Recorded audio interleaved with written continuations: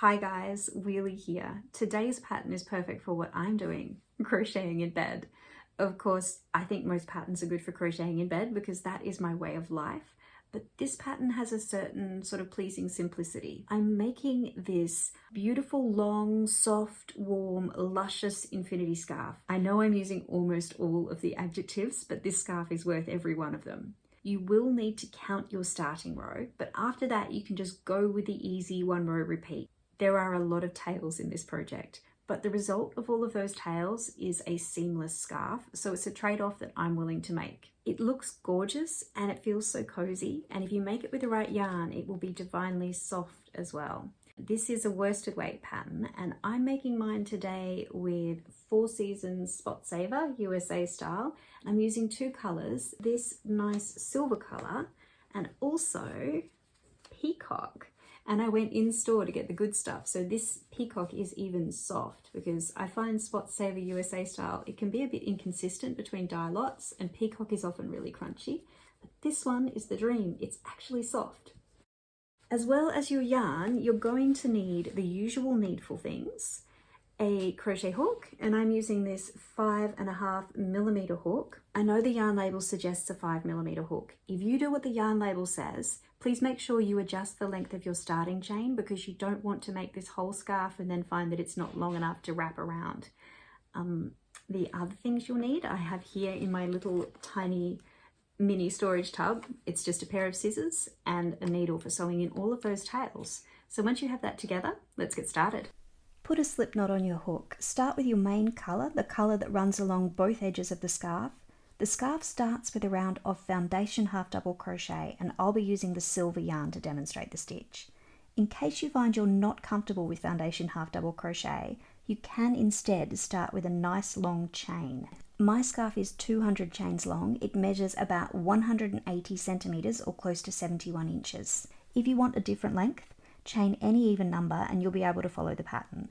When your chain is long enough, slip stitch to the first chain as I'm demonstrating here to make a circle, and then chain 1 to get up to height and work a round of half double crochet, 1 stitch in each chain. If you're unsure about half double crochet, the stitches work like this. Yarn over and insert your hook. There are 2 loops on the hook plus 1 loop, that's the chain. Yarn over and pull through the chain. There are 3 loops on the hook. Yarn over and pull through all 3 loops. If you're not comfortable working foundation half double crochet and you have trouble working the first round from this brief rundown, follow the link on the screen and that will take you to my half double crochet infinity scarf for beginners. The first round of that is worked in exactly this way, so you can follow along with the video and then come back to join us for round 2. Phew, okay, let's get through the first round so we can get past the counting and start the relaxing repetition of the puff stitch rounds. Foundation half double crochet starts with a chain of 2. Yarn over and insert your hook into the first chain, the one with a knot at the end of it, and catch 2 loops of the chain. At the moment I have 2 loops on my hook and another 2 loops from the top of the chain. Yarn over and pull through the chain and pull up a loop. Pull it up a little bit higher than you might normally. There are now 3 loops on the hook. Yarn over and pull through 1. There are still 3 loops on the hook. Yarn over and pull through all 3 loops. Now have a little look at what we've made so far. I'll take my hook out so I've got something to point with. What I have here counts as 2 half double crochets and 2 starting chains. I'm going to put a stitch marker in as I find that can help make sense of this jumble of yarn. I'm going to mark the spot that counts as the top of our first half double crochet. So count back from this V closest to the hook, 1, 2. That sideways chain is the top of the first half double crochet of the round. I'm going to put the stitch marker in under both loops to mark the spot.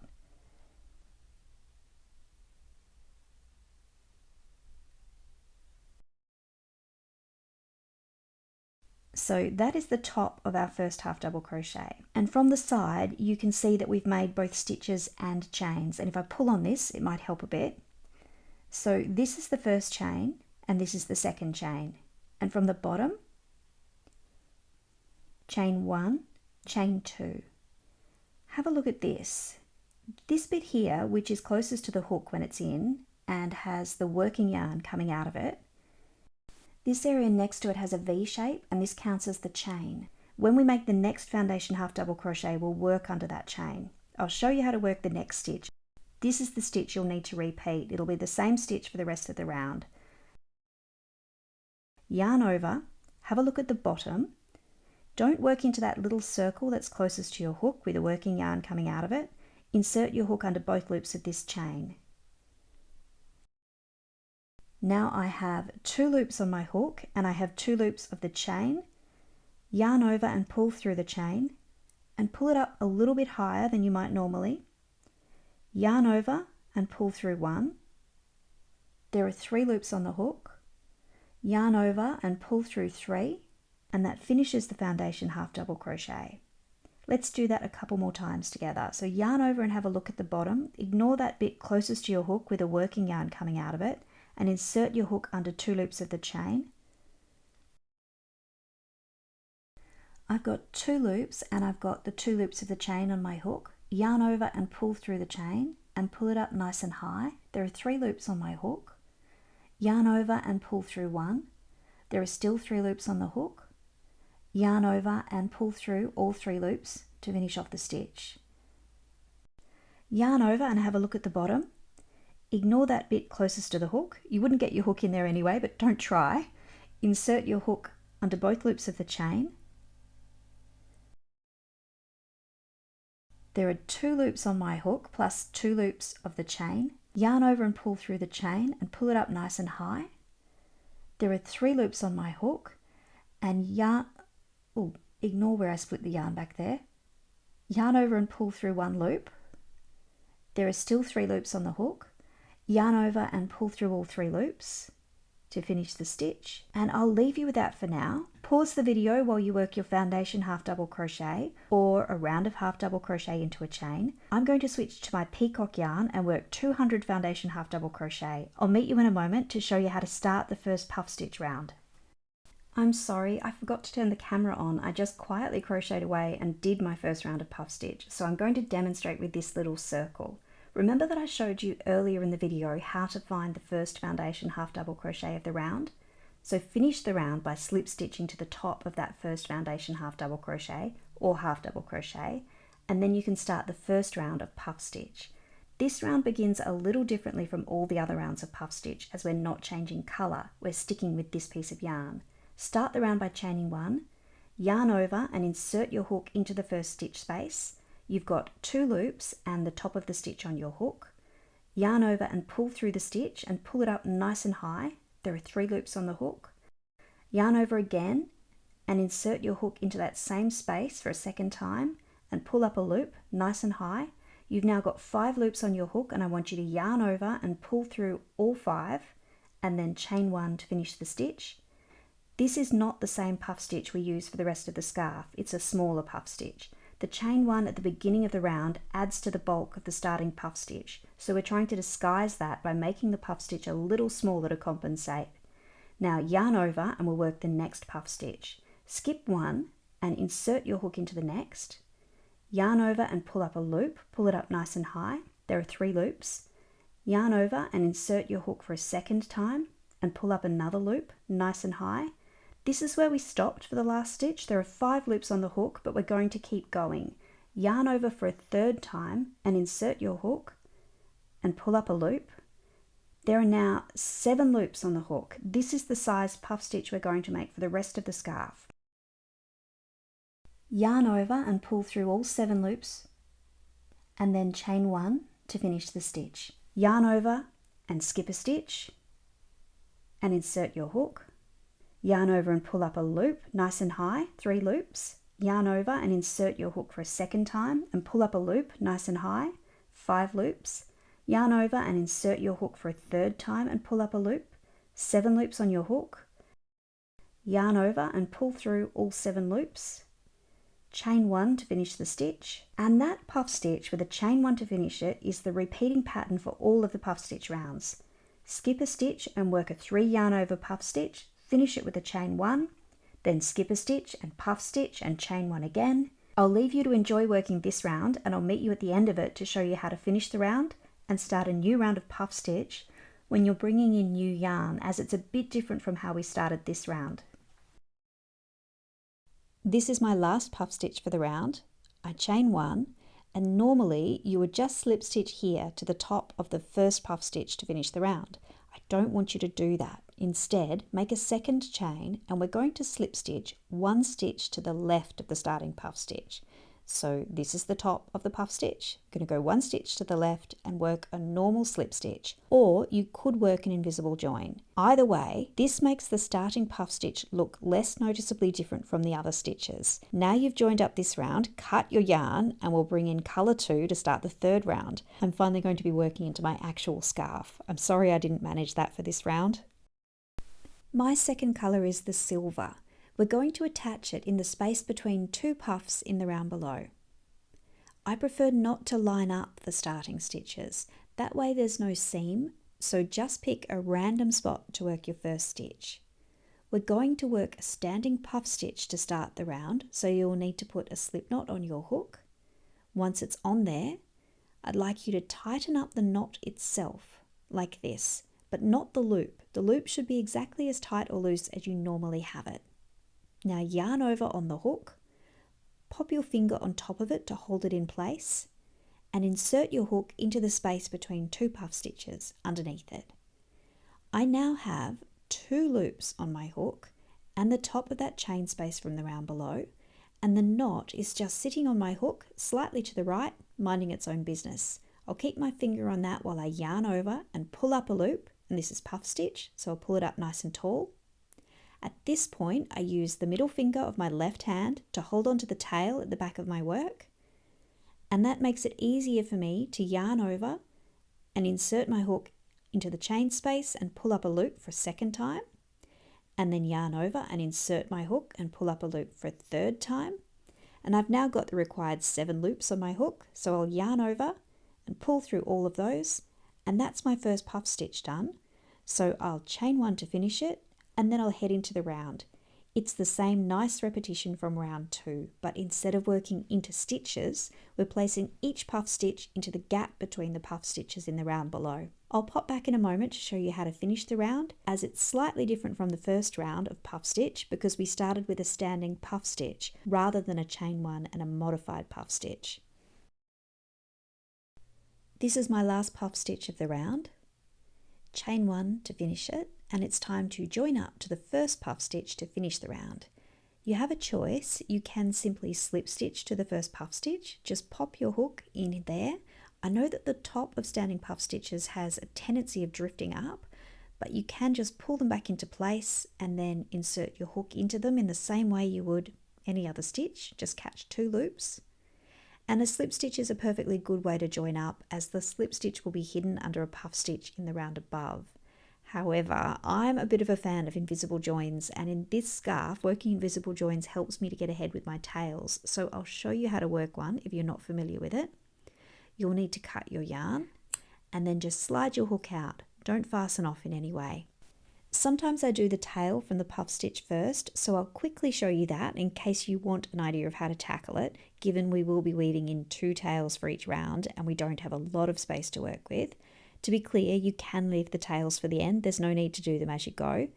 The first round of puff is a bit easier as you've got more space to work with. You can take the tail down into the half double crochet, but for this round I like to be quite careful. We've only got 1 puff stitch to work with. So I insert my needle down diagonally into the puff stitch, and when I pull it through, you can see that's pulled the knot down into the puff stitch, so it's out of sight and it's cushioned by the puff stitch. Now I'll over sew 2 more times to make sure it's secure, maybe 3 times for good luck, and then I can snip it off. Time for the invisible join. Thread the other tail on your needle. Invisible joins are worked into the stitch 1 to the left of the stitch you'd normally slip stitch to. So this is my puff stitch, and I'm going to slip my needle under 2 loops of this stitch and pull it through, and then I'll poke it down into the top of the last stitch I made and out into the back of my work. And when I pull it through, you can see that that looks a lot like a stitch. I need to weave in the tail, and I'm going to take it to the left because that is a little bit more secure and it makes it look a little bit more like a normal stitch. So I'll slip the needle down diagonally into that poor puff stitch again, And now I'm going to take it over and into the next stitch because I think this one is already very full, and if I work into it more, it will end up really misshapen and probably crunchy. I'm going to over sew at least 3 times to make sure it's secure, and when that's done, I can snip it nice and close. And then I can bring in the beautiful peacock yarn again to start the next round. I'll show you the standing puff stitch one more time. Put a slip knot on your hook, and remember to tighten up the knot itself. The loop that's on your hook doesn't need to be any tighter than it usually is. We'll work the first stitch into any of the chain spaces between the puff stitches in the last round. Remember that it's a good idea to spread your starting stitches out a bit. Yarn over on the hook, pop your finger on top of that so you don't lose the yarn over. Insert your hook. There are 2 loops and the top of that chain space on my hook, and the knot is sitting slightly to the right. Yarn over and pull up a loop, nice and tall. There are 3 loops on the hook, and if you hold onto the tail with the middle finger of your left hand, it'll be easier to yarn over and insert your hook for a second time and pull up. Oh, sorry, I caught the chain space. I'll try that again. So yarn over for a second time and insert your hook and pull up a loop, and yarn over for a third time and insert your hook and pull up a loop. And there are now 7 loops on the hook there, and I'm still holding onto the tail while I yarn over and pull through all 7 loops. Now chain 1 and finish the puff stitch. So I'm just going to keep puff stitching my way around, and I'll leave you to do the same. Remember to change colour each round. I'll get you to pause the video here and meet me when you're at the end of round 10, which you should be working in colour 1, and I'll show you how to work the final round and finish the scarf. I'm at the end of round 10 and I need to connect up the last round of puff stitch so we can work the final round. I know I'm being a little excessive, but for my scarf I'm working an invisible join and starting the next round with a standing half double crochet. Even though the final round is worked in this colour, you can definitely just do a slip stitch. I'll go work my unnecessarily fancy join and then I'll meet you in a moment for the final round. We're up to the last round of the scarf. I'm attaching my yarn with a standing stitch, so I'm putting a slip knot on my hook. If you've quite sensibly not cut your yarn, you can simply chain 1 to get up to height. We'll be working 2 half double crochets in each space between the puff stitches in the previous round. A standing half double crochet starts by the yarn over on the hook. Pop your finger on top of the yarn to stop the yarn over from slipping off. Now insert the hook between any 2 puff stitches under the chain space. Remember to space out your starting stitches so you don't end up with a seam. Now I have 2 loops on my hook and the knot is just sitting slightly to the right. The chain space is also on top of my hook. Yarn over and pull up a loop. There are 3 loops on the hook. At this point I use the middle finger of my left hand to hold onto the tail. This gives me some tension and makes it easy to yarn over and pull through all 3 loops. That's a standing half double crochet. I'll leave you to work 2 half double crochets in each chain 1 space from the round below. You should have the same number of stitches in this round as you had in your first round of foundation half double crochet or in your starting chain. I'll see you in a moment and we'll finish off the scarf together. All done, time to join up, and you know I'm going to use an invisible join. It's the last join in the scarf, so it's worth it. And I'll also be able to do a better job of hiding the knot on my standing half double crochet if I work an invisible join. I'm going to start by getting the knot out of the way. At least there's something to weave it into this time because the last round of puff stitch is also in colour 1. So I'm going to take the tail down into the standing half double crochet like this, and that will pull the knot out of sight. It doesn't matter that it also pulls the top of the stitch out of shape because the invisible join will replace the top of this stitch. Now that's done, I'll weave it in as normal. Now for the invisible join. Just slide out the hook, don't fasten off in any way, and thread that tail. Invisible joins are worked on the stitch just to the left of the stitch you'd normally slip stitch to. That's the top of the first half double crochet, so we go 1 to the left.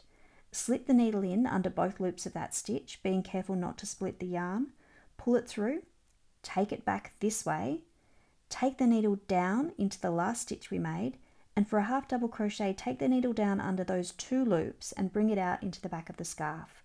Pull the yarn through and it already looks a lot like any other stitch. The only difference is that it isn't quite properly attached at the top here. I want to make it look more like these other stitches. You can see that they have a third piece of yarn here. To replicate that is very simple. Just make sure you start the weaving in by taking the needle to the left and into your last half double crochet, and then do the rest of your weaving in by over sewing a couple more times. Is there any better excuse for going out than to show off a new scarf? I don't think so. I hope you enjoyed the video. If you did, give me a like, and I look forward to seeing you next time.